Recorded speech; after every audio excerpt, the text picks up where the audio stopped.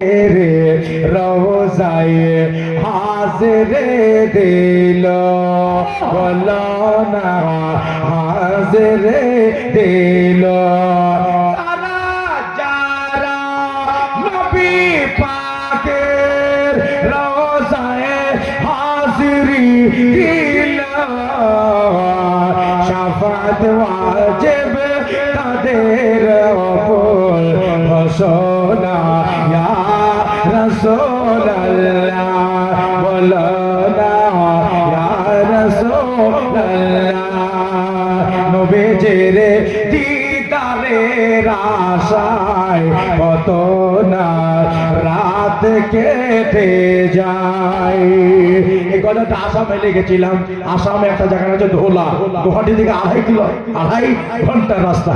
এখন চাল সাথে বসে বসে লিখেছিলাম নবীজির দিদারের আশায় কত না রাত কেটে যায়। নবীজির দিদারের আশায় কত না রাত কেটে যায়। স্বপনে দেখা দিতে এসো না ইয়া রাসূলুল্লাহ। যাক হয়ে গেছে।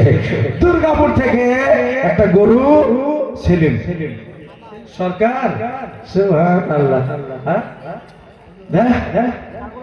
দুর্গাপুর থেকে এসে দিছে। হ্যাঁ হাসনগরে নাই, হাসনগরে নাই, গরুর ব্যবসায়ী নাই। দুর্গাপুরে শুধু দিল, হাসনগর দিতে পারবে না। তাহলে হলো একটা এখানকার দিল দুইটা হয়ে যেত হয় না দিদি?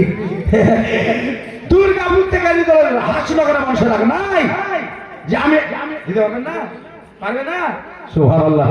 গরু ব্যবসায়ী কে কে আছে দেখেন তো, নাম গলা কহেন আমাকে। কে কে দালালি করে হাটে গিয়ে? জি যদি না পারেন সময় মিলে এক হয়ে দেন। যতটি আপনার দালাল আছেন ওই গরুর ব্যবসায়িক আছে, যদি সাহস না থাকে সব ব্যবসায়িক মিলে একটা দেন। সুবহানাল্লাহ। আমি আর দেরি করবো না, এরা হাজরাত চলে এসেছে। জি একবার শেষ দোয়া আপনাদেরকে নিয়ে করি। আয়াত পড়েছিলাম ওয়ারাফা'না লাকা যিকরাক। হাবিব দোয়া ইনশাআল্লাহ করবো তো, এখন দোয়া করো। এই জন্য দোয়া করো, মুখের দিকে তাকাই, চেহারার দিকে তাকাই। আল্লাহ নবী নূরের নবীকে একটা বার যদি দেখিয়ে দেন, জীবনের সমস্ত আমার আঘাতের দরদ আমি জীবনের জন্য ভুলিও। বিশ্ব নবী দরবারে রিসালাতে আজকে আবু বকর সিদ্দিকের কাছে আমার বিলালে হাবশি বসে আছে।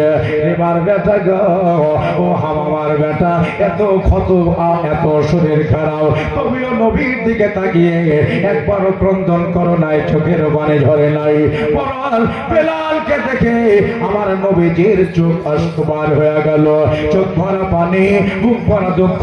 বেলাল রে, আমার জন্য যা করেছো, ইসলামের জন্য যেটা করেছো, শুধু আমি খুশি হই নাই, তুমি আল্লাহ তাআলাকে রাজি করে ফেলেছো।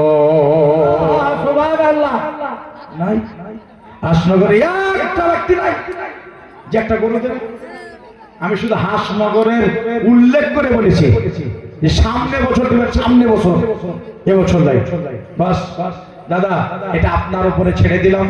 আমার দিদিরা, আমার দাদা